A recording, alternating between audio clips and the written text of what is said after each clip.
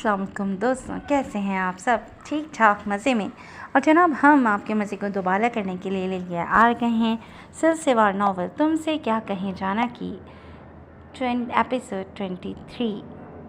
तो जनाब, चलते हैं नावल की तरफ। कैसी हैं आप? 2 की बजाय 4 दिन बाद आज वो घर वापस आया था। गया तो वो एक क्लाइंट से मिलने के लिए था, मगर वहीं एक और क्लाइंट की कॉल भी आ गई, लिहाजा आइदून को 2 दिन और रुकना पड़ा। इसी दौरान मसरूफियत की वजह से वो अबिया को कॉल भी नहीं कर पाया। पहले 2 दिन की भी तो उसने उठाई नहीं, बस मैसेज पर ही हाल चाल पूछ लिया था। दूसरे दिन रात में उसे ये भी मैसेज आया कि वो अपनी अम्मी के घर जा रही है। उसे यही ख्याल गुजरा कि वो कुछ देर या ज़्यादा से ज़्यादा 1 दिन के लिए जा रही है, वापस आ जाएगी। उसने भी मैसेज में ये नहीं बताया कि वो चंद दिन रहने जा रही है। माँ से मिलकर उसने इधर उधर नज़रें दौड़ाईं। जुफ़शा कहाँ है? अबिया का एकदम से पूछना उसे थोड़ा अजीब सा लगा, इसीलिए पहले बहन का पूछा। उसकी फ्रेंड्स का कोई गेट टुगेदर था, वहीं गई है, थोड़ी देर में आने वाली होगी। उन्होंने घड़ी की जानिब देखा जहाँ शाम के 6 बज रहे थे। तुम रेस्ट कर लो या चाय बनवा दूँ? अबिया के बारे में उन्होंने कुछ नहीं बताया। उसे भी यही लगा कि वो पार्लर से अभी नहीं आई, अमूमन 9 बजे वो आ जाती होती थी। नहीं, मैं भी रेस्ट करूँगा, बहुत थका हुआ हूँ। अबिया जब आ जाए पार्लर से तो उसको कहिएगा तब मुझे उठाए, फिर ही खाना खाऊँगा।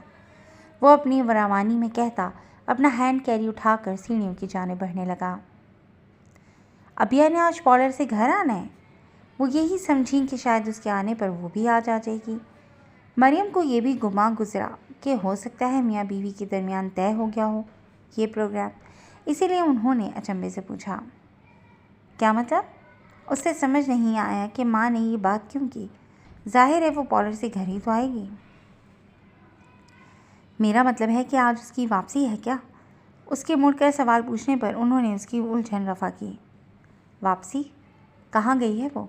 आयदून के सवाल पर वो बुरी तरह ठिठ गई। तुम्हें नहीं बताया था उसने? अपनी अम्मी की तरफ गई हुई है। उन्होंने गहरी सांस खींचते जांचती नज़रों से उसके चेहरे के उतार चढ़ाव को देखा। मुझे मैसेज तो कर दिया था उसने, लेकिन मुझे अंदाज़ा नहीं था कि वो कुछ दिनों के लिए रहने जा रही है। वो एकदम संभल कर बोला। माँ की जानिब तरजीदा नज़रों से देखा। नहीं, अभी वो वापस नहीं आई। खैर तुम रेस्ट करो, मैं खाने तक तुम्हें उठा दूँगी। उन्होंने संजीदगी से उसकी जानिब जिन नज़रों से देखा, उसे वो बहुत कुछ कहती हुई लगी। जी। वो खामोशी से बैग उठाकर सीढ़ियाँ तय कर गया। कमरे में पहुंचकर भी वो हैरान था कि आखिर उसने ये क्यों नहीं बताया कि वो कुछ दिन अपनी अम्मी के घर रहेगी। उसे लगा था कि उस रात उस पर चीख चिल्लाकर अब अबिया का गुस्सा ठंडा हो चुका होगा, लेकिन शायद ये उसकी खाम ख्याली थी। तो क्या वो उससे बचने के लिए ये रास्ता इख्तियार कर गई थी? हैंड कैरी कमरे की एक साइड पर रखने के बाद वो मोबाइल लिए बेड पर बैठा। फ़ौरन से पहले उसका नंबर मिलाया, मगर पिछले 4 दिनों की तरह आज भी उसने आयतून का फ़ोन नहीं उठाया था। उस पर वहशत सवार होने लगी। आखिर वो ये सब क्यों कर रही थी? उसे तो खुश होना चाहिए था कि वो उसकी जानिब माइल हो रहा है। अब ये भागने की वजह क्या थी? वो बिना कपड़े बदले औंधा बेड पर लेटा आंखें मूंद गया था। थकावट के सबब नींद जल्द ही उस पर गालिब आ गई। क्या बात है? 2 दिन गुजर चुके थे। वो रबिया के वालिद की तदफीन और स्वयं के कामों में पूरी तरह मसरूफ़ था। वैसे तो वो भी रुबाब के हमरा दिन का काफ़ी हिस्सा उन्हीं के घर पर गुजारती थी, मगर इस सब में वो बेहद खामोश हो गई थी। उसने अक्सर इस दौरान रबिया को फ़ाहम के साथ जुड़े देखा था। रबिया के अलावा उसकी और 2 बहनें भी थीं। उनको भी बाप के मरने का गम था, मगर वो दोनों तो खुद को संभाल चुकी थीं। आखिर इस रबिया को ऐसा क्या गम था कि फ़ाहम के बगैर उसका गम कम नहीं होने में आ रहा था। रुबाब ने भी रबिया का यूं सब कुछ छोड़ छाड़ सिर्फ फ़ाहम की तवज्जो लेना पसंद नहीं आ रहा था, मगर हालात को देखकर वो फ़िलहाल खामोश थी। आज वो दोनों नाश्ते पर इकट्ठे थे। रात भी वो दोनों 10 बजे रबिया के घर से वापस आए थे। रात से भर फ़ाहम इंतज़ार ही करता रहा कि किरत कोई बात करे, मगर वो बिल्कुल खामोश थी और यह खामोशी रात सोने तक कायम रही। इस वक्त भी बिल्कुल खामोशी से वो नाश्ता लगवा कर उसके साथ बैठी नाश्ता कर रही थी। कुछ नहीं, चाय का सिप लेते लम्हे भर को उसका हाथ थमा। वो उसे देखने से भी एतराज़ बरत रही थी और ये बात फ़ाहम ने अच्छे से नोट कर ली थी। तो फिर इतनी खामोश क्यों हूँ? कल से नोट कर रहा हूँ। उसके सवाल पर लम्हा भर के लिए किरत ने अपने दाएं जानिब सरबराही कुर्सी पर बैठे फ़ाहम को एक नज़र देखा। हैरत है, आपके पास मुझे नोट करने का वक्त है? ये तंज था या महज उसने बात कही थी? फ़ाहम ने नसमझी से उसे देखा। इस बात का मकसद? नाश्ते से हाथ रोक कर अब वो पूरी तरह उसकी जानिब मुतवज्जह हुआ। कुछ नहीं, मुझे आपसे एक बात करनी थी। कल मेरी फ़र्स्ट पेमेंट आ गई थी, तो आप मेरे अकाउंट में अब पैसे मत सेंड किया करें। मैं खुद अपने खर्चे उठा सकती हूँ। नज़रें नीचे किए ही वो उससे बात कर रही थी। एक्सक्यूज़ मी, तुम्हें काम करने की इजाज़त देने का हरगिज़ ये मकसद नहीं था कि तुम मुझसे अपनी पॉकेट मनी लेना बंद कर दो। मेरी जो जिम्मेदारी है मुझे वो हर हाल में पूरी करनी है। वो उसकी इस बेतुकी बात का मकसद नहीं समझ सका, मगर मैं अब खुद कमा सकती हूँ। अब की बार उसकी जानिब देखकर उसने अपनी बात पर जोर दिया। अच्छी बात है, मैंने भी तुम्हें मना इसीलिए नहीं किया था, बल्कि तुम्हें सपोर्ट किया था कि तुम खुद से कमा सको। तुम अपनी सेविंग्स करो ताकि कल को अगर कभी मुझे कुछ हो जाए तो एटलीस्ट तुम फाइनेंशियली किसी आगे हाथ न फैलाओ। उसकी बात पर किरत ने दहल कर उसे देखा। अरे यार, फजूल नहीं है। कल को मेरी बेटी होगी तो उसे भी मैं यही सिखाऊंगा कि इंडिपेंडेंट हो, ताकि किसी भी बुरे वक्त का वो अपनी सलाहियतों से सामना कर सके। और यही खुद मुख्तारी मैं तुम्हें भी सिखाना चाहता था। उसकी बात पर वो महज लब काट कर रह गई। यानी वो सुनने वाला नहीं था। इसके अलावा कोई और बात तो नहीं है? वो यही समझा कि शायद वो ये बात कहने के लिए हिचकिचा रही थी। उसने महसूस किया था कि क्लास डिफरेंस वाला कीड़ा अब भी किरत के दिमाग में है। नहीं, वो उसे क्या बताती कि उसका इतना अल्तफ़ात रबिया के लिए उसे एक आँख नहीं भा रहा था। फिर खुद ही सोचा कि वो उसकी दोस्त है, शायद वो बुरा मना जाए। ओके, मैं रात में थोड़ा लेट हो जाऊंगा। ऑफिस के बाद शाम में मैं रबिया लोगों की तरफ चला जाऊंगा, ताकि कुछ काम हो तो वो कर दूं। अब उनका कोई भाई तो है नहीं, तो इसीलिए मुझ पर थोड़ी जिम्मेदारी है उनकी। नाना के होते भी उनके घर के सारे काम मैं ही ज़्यादातर करता था। वो उसे वजाहत दे रहा था या महज बता रहा था। किरत ने एक खाली नज़र उस पर डाली। उनके कोई रिश्तेदार नहीं क्या? वो कहना नहीं चाहती थी मगर कह गई थी। हैं यार, मगर रिश्तेदारों का भी तो ऐसे वक्त में ही पता चलता है। अब कल कुल में सब हाथ पर हाथ धरे बैठे थे कि तुम देगों वालों को कहो फला फल लेकर आए। इसीलिए मैंने तो किसी की शक्ल नहीं दिखी। उनके मामू को कह दिया कि मैं सारा इंतज़ाम करवा दूंगा। वो अपनी ही रौ में उसे सब बता रहा था, ये जाने बगैर कि किरत के दिल में शक का एक हल्का सा बीज डल चुका है। जी, वो महज इतना ही कह सकी। ओके, मैं चलता हूँ, अपना ख्याल रखना। हमेशा की तरह नाश्ता ख़त्म करते उठने से पहले आगे बढ़कर उसके माथे पर प्यार करता वो कुर्सी से उठ खड़ा हुआ, मगर न जाने उसकी कुर्बत पर पहली बार घबराने की बजाय उसे रोना आया।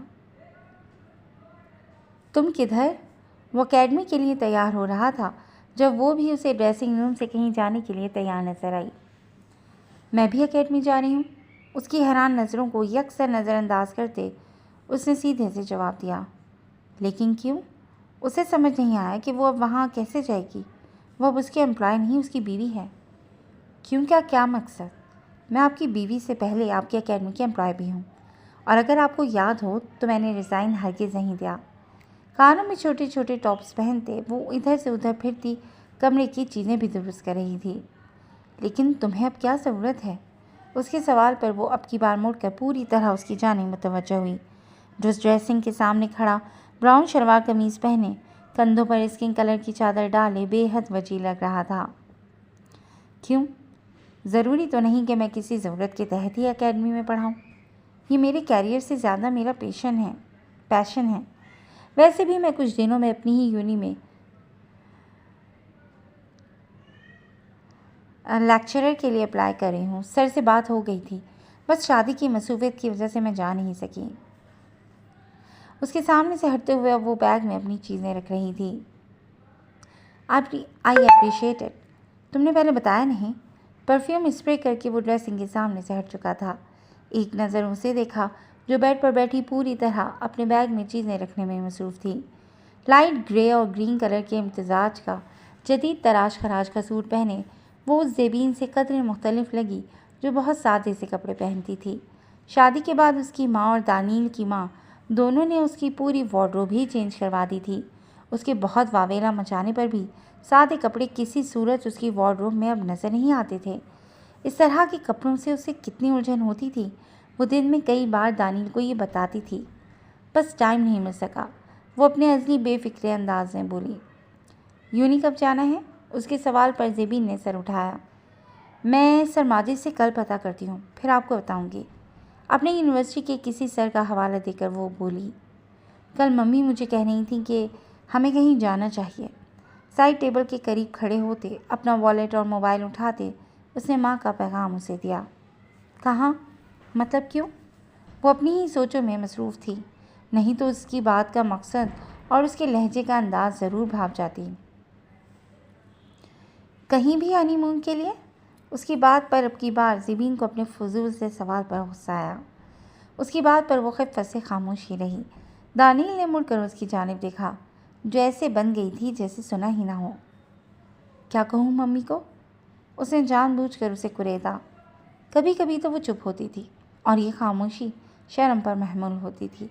इसी वजह से दानील को और भी अपीलिंग लगती थी। आपकी मर्ज़ी है, वो और क्या कहती। बोल थी मगर बेशर्म नहीं थी। मैंने अकेले तो नहीं जाना। वो जानबूझकर बात को तूल दे रहा था। मेरा मतलब था कि जहाँ आपका दिल करे चले जाते हैं। वो और क्या कहती। अब झुककर शूज़ के स्ट्रैप्स बंद कर रही थी। सोच लो, फिर बाद में नहीं कहना ये कहाँ आ गए। वो उसे वार्न करने वाले अंदाज में बोला।